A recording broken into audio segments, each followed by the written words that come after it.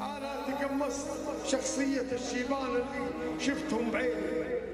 هذا اللي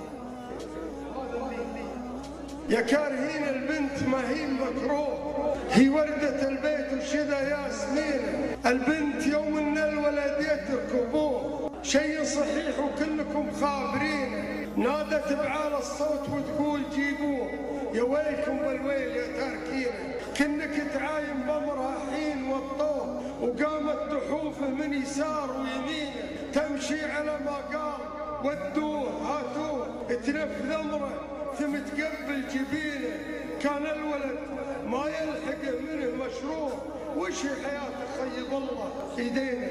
ليجا مجاله قيل هبوه هبوه، الخايب اللي ما نفع والدينا. يقول هذا للمسنين ودوه، من كل ما يحتاج متكفلينه. واللي دخلتم داخل الباب خلوه، رعايته بيدين مستقبلينه. ابوه وقال مع ونته يوم سمع الكلام وغوزر الدمع عتينه.